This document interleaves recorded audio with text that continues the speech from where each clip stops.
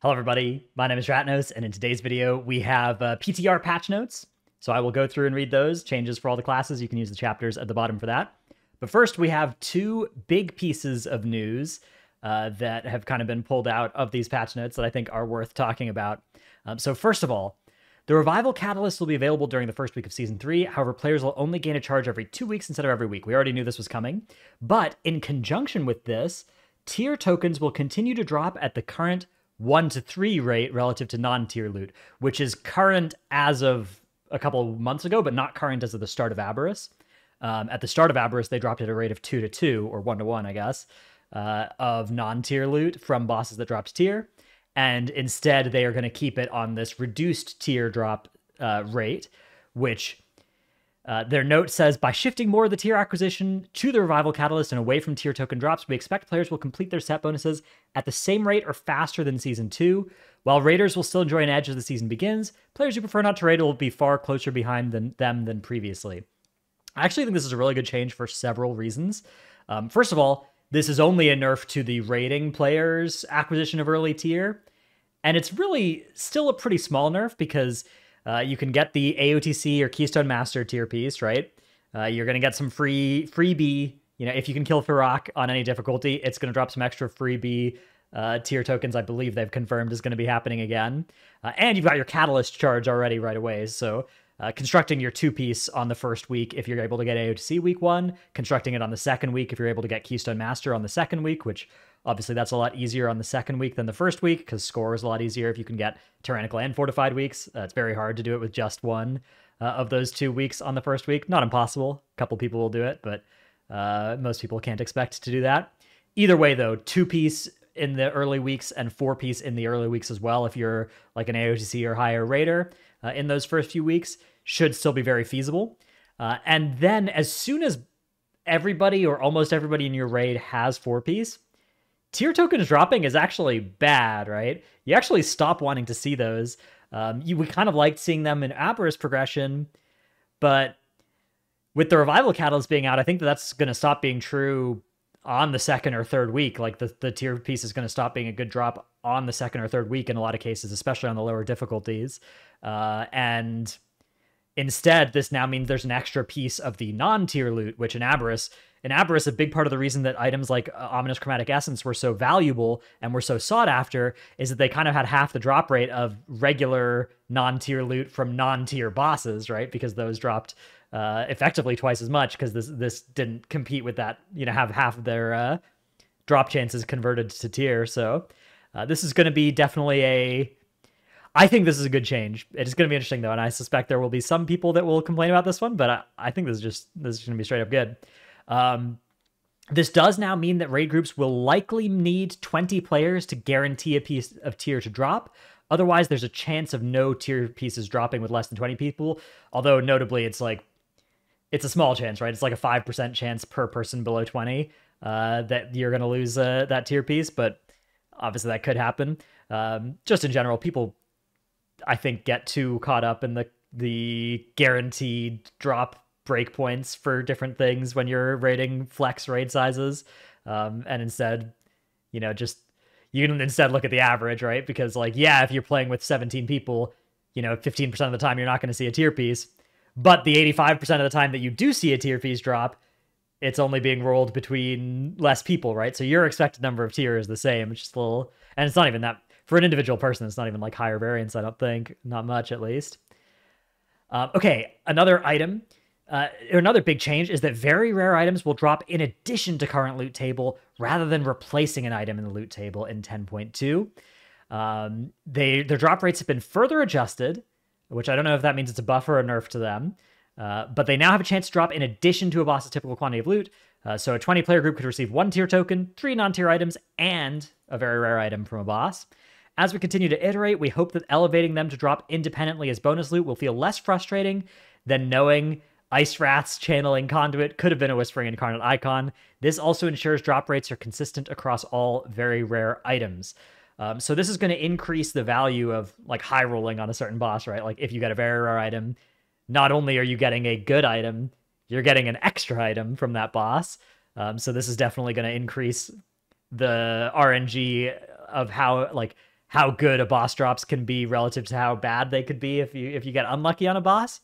But I think it's also going to increase the good feeling of getting a very rare item dropping.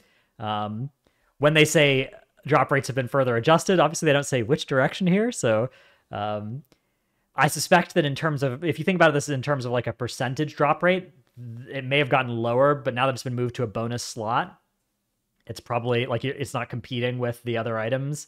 It's not something that has to be rolled against all the other items. So the question is just like, what percentage of the time that we kill a boss that drops a very rare item is that very rare item going to drop? And hopefully it's high enough that if you really want that very rare item, you can expect to probably get it if you raid for a couple of weeks across a couple different difficulties, and you're the first person to, and at least somebody in your raid hopefully should be able to get access to it pretty quick. Very rare items, I've been mid on them the whole way through. Some of them have been very cool, but my favorite items this expansion have been stuff like Grief Torch that haven't even been very rare, although that one's kind of a sleeper very rare because of the fact that it was on a tier boss. Anyways, yeah, interesting change. We'll see how that one plays out as well. All right, we have now patch notes to get to, where we will go class by class and talk about all of them. But first, a word from our sponsor of today's video. That's right, it's u.gg/wow. They are a site that you can go to look up things about various different specs. Very useful in the early days, and actually I've heard, this is secret news, but I've heard they're going to have some even cool features in the first few weeks to help you see what people are using what high-end people are using in different content early in the patch, but it's great in the mid and late of the patch as well, because you can look through and you can see, what talents are these stupid moonkins using in their stupid keys, and what gear, what enchants and gems are they using, right? And which ones are they using in the high keys, which ones are they using in the low keys. You can also check this for rating. You can look at all the bosses. You can look at fortified, tyrannical. You can look at specific dungeons. You can see all that kind of stuff and more over at u.gg/wow. Thanks so much to them for sponsoring this and many other of my videos over the past few months. Let's take a look at the development notes. Okay, so first of all, we have Demon Hunter. Any means necessary. This was a passive that makes it so that your mastery, I think, applies to not just chaos damage or... Okay, yeah, I was pretty much right. It causes your arcane, fire, frost, nature, and shadow damage to be dealt as chaos instead, which then does get them to be buffed by your mastery and increases that damage by 11.2%, which, okay, fix a bug of showing the talent percent value. All right, whatever. Cycle of Binding now works with precise sigils. Inertia now triggers correctly after using Immolation Aura twice before Fell Rush, which that's something you can do now because you can just press Immo Aura multiple times, although I assume you shouldn't be... I assume if you're playing... Well, I actually don't know. I haven't played the new Havoc, but I would assume you're probably supposed to go Immo, Fell Rush, Immo, Fell Rush, but I don't know. Vengeance. Retaliation damage been increased by 50%. Sigil of Flame with Ascending Flame now reapplies Frailty when hit with another Sigil of Flame. Nice. Chains of Anger now correctly increases cast size reticle of sigils. Also nice. And then these changes are going to be applied over the course of this week. Fiery Brand buffed, Shear buffed, Fracture buffed, Soul Cleave buffed, Spirit Bomb buffed, Soul Barrier buffed, Fell Dev buffed by 30% on damage. Stoke the Flames reduced. Okay, so they nerfed the damage increase there by a little bit. They've swapped the location of Fell Flame Fortification and Revel in Pain. Deflecting Spikes is no longer connected to Calcified Spikes and Retaliation in the talent tree. And they fixed an issue where the set bonus didn't give cooldown reduction. So some buffs here to Vengeance. I will say Vengeance is a tank that I thought looked pretty fun, but Havoc looked so good from testing so far that I don't think you're really going to want to play Vengeance, because I think you're just going to want to play Havoc, and you're going to want your tank to be, especially in like high-end Mythic content. I think you're going to want to fill a different raid buff or two different raid buffs instead with your tank, but definitely nice to see this spec getting some buffs. Druid, Balanced Druid. Fixed a few issues with Balance's Mastery. Mastery's default damage bonuses now correctly increase the damage of Wild Mushroom, Power of Goldrun, and Orbital Strike. And Guardian, they're buffing Blood Frenzy. Blood Frenzy now grants 3 rage every time Thrash deals damage. This is a great change. So earlier in the PTR cycle, they nerfed Blood Frenzy to no longer, like to be nerfed, to be like target capped, which was the big problem. If you ever wondered, Guardian is OP this season for many different reasons, back in Season 2 for many different reasons. But one of the biggest, in my opinion, was the way that Blood Frenzy worked in big AoE, where you just had infinite rage. And they nerfed that part of it by making that no longer infinite rage if there's enough targets. But this change now is going to be a nice buff, actually, for Blood Frenzy on single target and on that like 1 to 5 target range, which is a really, really good change here. And also, I mean, it still is a big... It's a buff relative to last week's PTR build on any number of targets, but it's a buff relative to live on 1 to 5 targets, right? And then it's still probably a nerf beyond that. Monk, Escape from Reality is now a 1-rank talent, was 2. Brewmaster, fixed an issue with targeting on damage dealt by the 4-piece. Fixed issues with... Look, it's a Monk patch notes. There's a lot of bugs. They're going to fix some of them. Most of them they're not. It's a buggy class. Fixed an issue causing the 4-set to deal less damage than intended. Mistweaver, Clouded Focus now stacks up to 2 times, was 3, and no longer increases the healing of Vivify and Enveloping Mist before its first application. Their healing has been just flat increased by 12%, though. Nice. I like to see Vivify getting buffed as well. That's one of those kind of spot healy buttons that I think was down bad earlier this expansion. Expel Harm's nerfed in PvP, which makes sense given how much they buffed it baseline. 4-piece has been buffed. I believe this was 20%, then 15%, and now 20% again. I'm not 100% sure on that, though. They've doubled the initial heal and damage of Feline Stomp. We felt Feline Stomp was not impactful enough on its own for how often it's pressed to activate other effects. Definitely true. Feline Stomp, I think, is an ability where among the Mistweavers I know, it's like medium popular, like maybe slight positive sentiment. And then among like Windwalkers and Brewmasters I know, nobody likes it. Although, of course, you don't have to play it nearly as much on those specs or anything, but it's one of the ones that is kind of... I'm not sure this was necessarily a Covenant ability that needed to survive into the future. Bounce Back now triggers after receiving 12% of your health and damage, was 15%, and lasts an additional 2 seconds. So this is going to trigger more often, and it's going to last longer. But triggering more often for something like Bounce Back, this is a damage reduction that you get when you take now 12% of your health and damage. It's a large damage reduction, but the actual life-saving value of this has gone down, even though the amount of DR that it's going to give you over the course of a fight has gone up. The uptime of this goes up with this change because it's less likely to proc when you're actually in danger, because it's more likely to be on CD, because it's more likely to have procced when a gust of wind touched your character and did 12% damage. Unison is being nerfed to 50% of Soothing Mist healing, and Life Cocoon can no longer be cancelled, which was sometimes optimal in order to trigger Nourishing Chi, also something that's optimal to annoy your Mistweavers, so it's gone now. Holy Paladin. Reclamation now refunds up to 10% of Crusader Strike or Holy Shock's mana cost, was 12%. Holy Shock now costs more mana, and then the 4-set has been nerfed on the healing of Holy Reverberation, but they've actually doubled how much it can stack up to, so I'm not sure whether that's a net buff or nerf. Definitely some mana nerfs, though, to Holy Paladin. Holy Paladin mana was looking pretty... It's probably still fine, although this sort of change, this will be a lot of mana over the course of a fight, as will this, I guess. Rogue. Vigor now increases energy regeneration by less, 10% for 2 points instead of 15. Subterfuge refreshes duration correctly when broken out of Vanish while another Subterfuge is active. Lethality now interacts with Blade Flurry when talented into deft maneuvers. Heavy Hitter also does that too now, and Grand Melee now increases damage dealt correctly. Assassination. Indiscriminate carnage distance nearby target is now calculated from the caster player rather than the affected target. So it's going to affect the targets nearest to you rather than the things nearest to your target are where those extra Garrotes and Ruptures are going to go. Poison Bomb now works with Caustic Splatter. Nice. Kingsbane initial damage now critically strikes when used with Cold Blood, which I assume you're probably still not supposed to do, but maybe. Internal Bleeding applies to Mouse Over target if used from Mouse Over macro. This is one of those changes where you just look at it and you're like, how is this not working this way before? That seems suspicious. Dragon Tempered Blades now correctly applies to Numbing Poison. Outlaw. Killing Spree self-damage now reduced during Cheat Death. Crackshot now works with Sepsis. Crackshot now correctly triggers Dispatch from between the eyes for all stealth conditions. And Taken by Surprise duration adjusts correctly with different stealth interactions. Subtlety. Ephemeral Bond now correctly increases the healing done by Crimson Vial.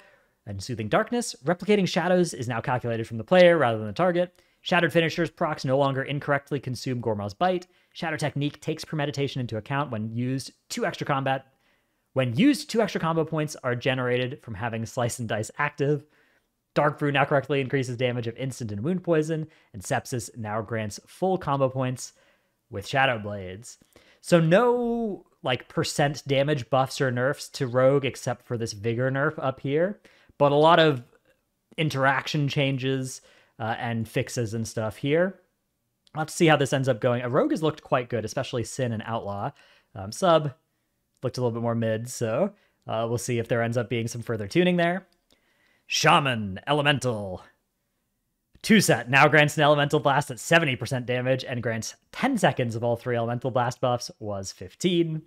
4-set, bonus Lava Burst now deals 65% of normal damage, was 100, and Lava Burst burn damage is now 10%, was 15. Fixed an issue causing some damage modifiers to apply multiple times to Lava Burst's burn effect, and further beyond can now extend the duration of Ascendance by up to 100% instead of 150%. So nerfs to Ellie Shaman here. Now, if you've only played live for the past few years, you'll be very sad to see this because, of course, Ellie Shaman hasn't really had a time in the sun since, well, really since last time I played it, which was Unot. Well, I guess I played it in Eternal Palace as well, but this is, I think, somewhat warranted. I don't want to be too, like, I think it would be good if Ellie Shaman was good for a tier, and it's tough because Ellie Shaman can only be good for a tier if they're really good at damage, and probably Ankh is really good on a hard fight. But it is worth noting that they were doing a lot of damage on a lot of PTR testing. Here's a cool spreadsheet that has a lot of the logs from testing kind of all on the same place. And if we take a look at some of the more recent mythic logs, there are some fights, I guess we want especially the like AoE sort of fights where Ellie Shaman was insanely high damage. Although I guess, Council is pretty much a best case situation for Ellie Shaman. And it wasn't too ridiculous on a lot of these other fights. Although, doing well on Laradar here. And a lot fewer people were testing on it than were testing on demo. So, I don't know. I guess my read on these nerfs is this probably is the old gunshot to Elemental Shaman that's going to prevent it from being used by any like high-end guilds or anything, any World Top 10, World Top 20 guilds. But I'm not 100% confident in that. Pretty confident, though. I think this is probably that. So sad to see that. Hopefully, I don't know. Hopefully Elemental Shaman gets a raid buff at some point so that they can potentially have a spot. Or obviously, I mean, we've talked about raid buff. I've talked about raid buffs on this channel before, but yeah, hopefully something improves for the poor Ellie Shamans out there. Resto 4-piece increases the healing of Riptide by 20%, was 15, and Chain Heal now costs less mana as well. All right. These are, I think, 2 changes again in good directions here for old Resto Shaman.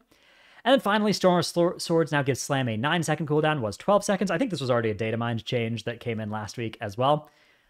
And yeah, a lot of PvP embellishment nerfs, some more UI and accessibility changes. Macros can no longer conditionally execute commands based on your party size. They can no longer change equipment using script, run, or Lua API. Equipment can still be changed using irregular macro commands such as /equip. And technical notes. UI macros have been restricted in a few ways. The general issue is there were several exploits to conditionally execute macro commands, tended to use unrestricted Lua API functions that happened to mutate states that various macro options /conditionals queried, or selectively register the globally available macro edit box for the event that would run commands. To address the state mutation, 2 methods were employed. Converting APIs like pickup inventory item to be restricted when trying to change gear during combat, and catching the state queried by the macro conditional when combat starts, so the state remains invariant while combat is in progress. Macro options that check party membership and composition uses the cache state approach. To address these, the macro edit box was removed from the global namespace, and the event was replaced with a callback. I don't really know how this specifically worked here, but I'm not surprised that probably a couple of slightly useful functions have been shot here as a result of how people were abusing, how people came up with to abuse different macros. So I don't know. I don't know that many people that were really getting that much legitimate, good, important equipment changing use out of the /script/run or the Lua API. I guess the Lua API, I wonder if that means like equipment. Well, you can already use the equipment sets in game. Yeah, I suspect that this is not going to hurt too much, like legitimate usage of these things. And it's good to make sure that conditional execution of macros doesn't work, because you don't want just buttons that you can press that do different things in different situations. To kind of, they've always wanted to avoid the game kind of getting shrunk down to one button macros that just is a smart button that does whatever you want when you press it. So yeah, makes sense. All right, those are the patch notes and the discussion from today. Hope you've enjoyed this video. Let me know what you think about the various things down in the description or the comments below. See you in the next one. Bye.